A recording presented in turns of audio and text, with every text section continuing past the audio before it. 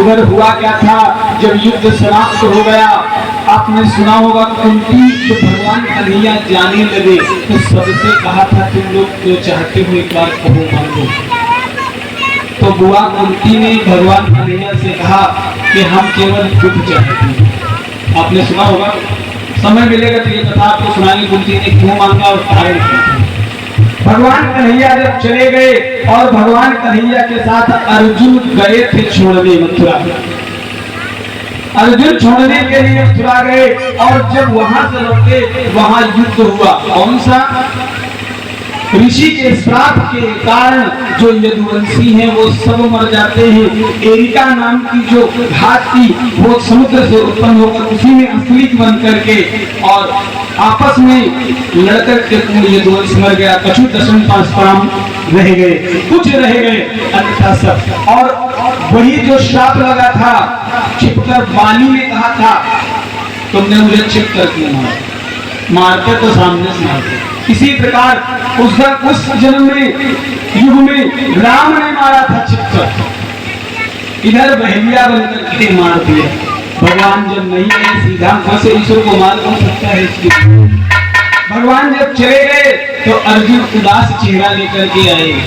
जब अर्जुन जी उदास चेहरा लेकर के आए तो धर्मराज युधिष्ठिर ने पूछा भाई किस बात की चिंता है। बोले अब हमारे आपके बीच में कृष्ण नहीं रहे, वो हमें छोड़कर अपने श्री धाम को चले गए, गौलोक धाम को गए। पांडवों को बहुत दुख हुआ।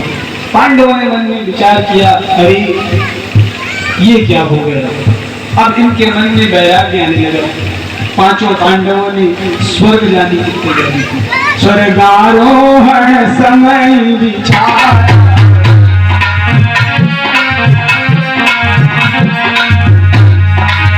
स्वर्गारोहण समय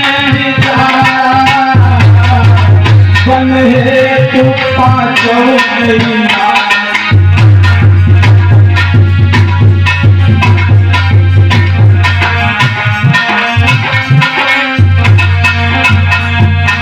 स्वर्गारोहण का समय विचारा कि समय हो गया है, अब हमें भी मोह माया का त्याग करना चाहिए। पांचों पांडवों ने ऐसा विचार किया कि अपने स्वर्ग जाएंगे, स्वर्ग की तैयारी किया, स्वर्ग को जाएंगे। आपने मोबाइल में भी देखा होगा कई जगह दिखाते पांडव स्वर्गारोहण की जाता, तैयारी करी। इधर परीक्षित भी बड़े छोटे, एक दिन बुलाया परीक्षित, लाला यहाँ आओ। परीक्षित जी ने कहा हाँ बाबा। बेटा अब हमारा मोह माया का कोई मतलब नहीं है, हम यहाँ नहीं रहना चाहते। अब हम जा रहे हैं अपने पथ को सरल बनाने का संकल्प लेकर के, हम यहाँ से जाना चाहते हैं। बाल्यावस्था में ही परीक्षित को बुलाया। गुरुजन लाई बुलाई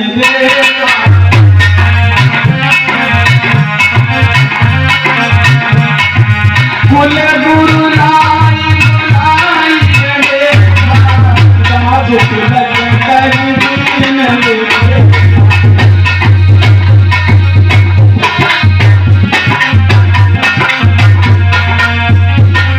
ने कहा बाबा अभी हम बहुत छोटे हैं, अभी मेरी उम्र क्या है, आप चले जाओगे मैं राज्यपाट को क्या जानूं, मैं कैसे चलाऊंगा।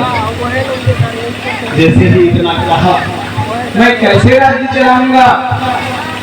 पांचों पांडवों ने कहा बेटा मैं तुम्हें बताता हूँ राजनीति कैसे की जाती है, कैसे करना है। अपने रहते हुए अपने सन्मुख कभी भी किसी निरपराध पर यदि अपराध हो रहा है तो उसकी रक्षा करना। किसी निरपराध को यदि दंड कोई दे रहा है तो उसकी रक्षा करना प्रथम ज्ञान। दूसरा ज्ञान बेटा वो राजा पाप का अधिकारी होता है जो राजा अपने भंडार गृह में भरे हुए अन्न को सुरक्षित रखे और उसकी प्रजा भूखी मरती है।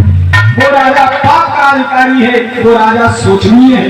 बेटा वो राजा शोचनीय है जो अपनी प्रजा को अपनी संतान के बराबर ना समझे, वो राजा पाप का अधिकारी है। ये ज्ञान दे रहे हैं अपने पोता परीक्षित को। सुनो परीक्षित परीक्षिताएं भाई दोनों लोग बड़ी श्रद्धा से। बेटा वो राजा बहुत ही अधर्मी है, वो राजा बड़ा ही अधर्म पर चलने वाला है, जो राजा अपने में समर्थ होकर भी अपनी प्रजा की रक्षा न करे, अपने प्राणों को का भय छोड़ करके अपनी प्रजा की रक्षा करना, यही राजा का धर्म होता है। इस प्रकार समझा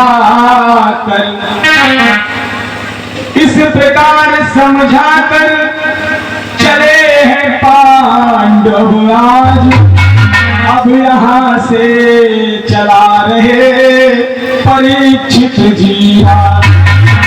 इसी बात को समझा करके पांडव चले जाते हैं स्वर्गारोहण के लिए।